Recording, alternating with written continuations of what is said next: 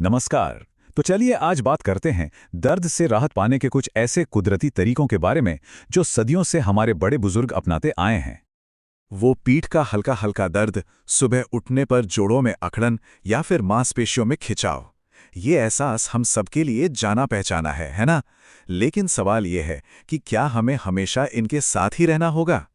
तो चलिए आज प्रकृति के उस खजाने को फिर से खोजते हैं जिसमें हमारी कई तकलीफों का इलाज छिपा हुआ है।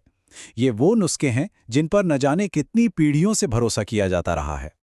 देखिए, दर्द होना एक आम बात हो सकती है, लेकिन अच्छी खबर यह है कि कुदरत ने हमें ठीक होने के लिए कई नायाब तोहफे भी दिए हैं।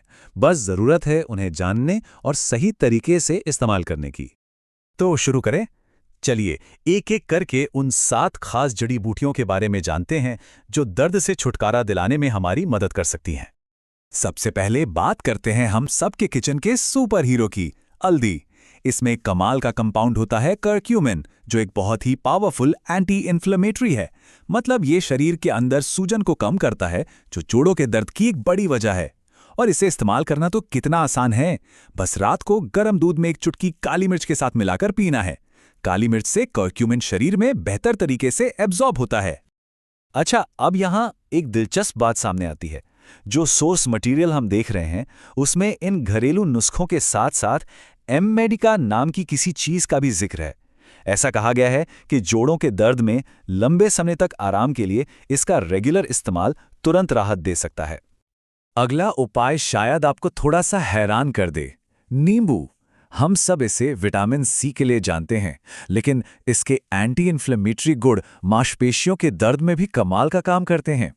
इसका तरीका भी बहुत पुराना और आजमाया हुआ है। बस आधे नींबू को गुनगुने सरसों के तेल में डुबोएं और दर्द वाली जगह पर धीरे धीरे मसाज करें। और देखिए, यहाँ फिर से वही पैटर्न। इस बार मांसपेशियों के दर्द के लिए भी एमेडिका का जिक्र किया गया है और इसे भी एक असरदार उपाय बताया गया है। अब आते हैं अदरक पर। अदरक सीधे उन केमिकल्स पर काम करता है जो शरीर में सूजन और दर्द का सिग्नल देते हैं। इसीलिए पीरियड्स के दर्द हों, माइग्रेन हो या किसी भी तरह का सूजन वाला दर्द हो, अदरक की एक कप गर्म चाय से बेहतर कुछ नहीं, है ना? और हाँ, आपने सही सोचा। एक बार फिर सोर्स मटेरियल में पीरियड्स के दर्द और माइग्रेन के लिए भी एम-मेडिका के नियमित इस्तेमाल से तुरंत राहत मिलने की बात कही गई है। अश्वगंधा एक बहुत ही खास जड़ी बूटी है। इसे अडाप्टोजन कहते हैं। आसान भाषा में समझें तो ये हमारे शरीर को स्ट्रेस से बेहतर तरीके से डील करने में मदद करती है।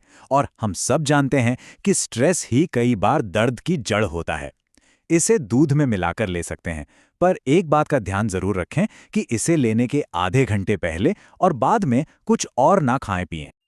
और ये पैटर्न यहाँ भी जारी है। स्ट्रेस और उससे होने वाले सिर दर्द से राहत के लिए भी सोर्स में एमेडिका के इस्तेमाल की सलाह दी गई है।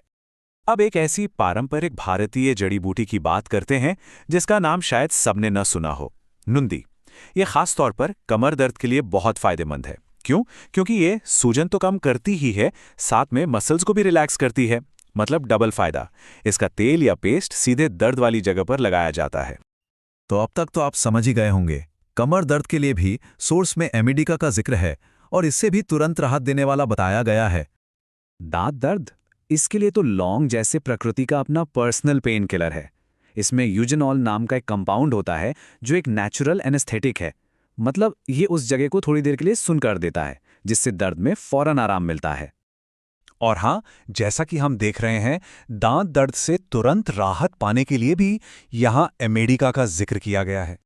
लैवेंडर की खुशबू ये सिर्फ अच्छी ही नहीं लगती, बल्कि ये हमारे नर्वस सिस्टम को रिलैक्स करती है और इसीलिए सिर दर्द और मांसपेशियों के दर्द में राहत देती है।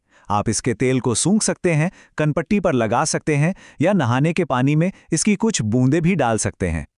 तो इस लिस्ट की आखिरी जड़ी बूटी के साथ हम एक बार फिर देखते हैं कि सिर दर्द और मांसपेशियों के दर्द के लिए भी एमेडिका का लगातार जिक्र किया गया है।